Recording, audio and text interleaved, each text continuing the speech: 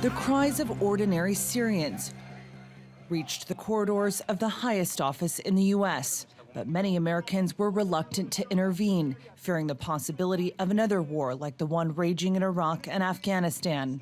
The Obama administration chose to respond with sanctions and called on Bashar al-Assad to step down. For us to take military action unilaterally, as some have suggested, or to think that somehow there is some simple solution, I think is a mistake.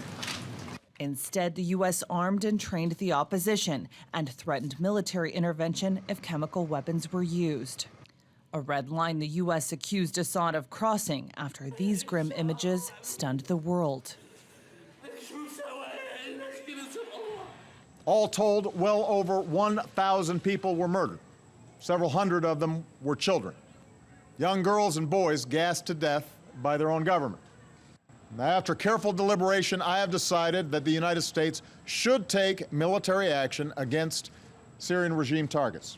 But he didn't. Russia offered to intervene and destroy Assad's chemical weapons stockpile.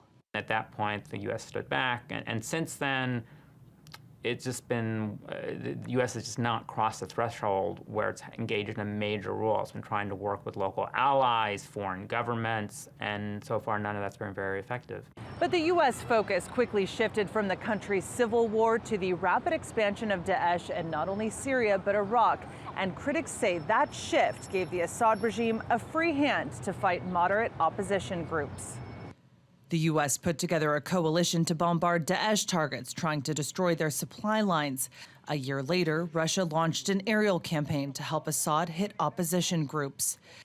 The U.S. then used diplomacy to broker what's been a fragile ceasefire in Syria. But despite its efforts, many accuse the U.S. of not doing enough. Kilmeny Duchardt, TRT World, Washington.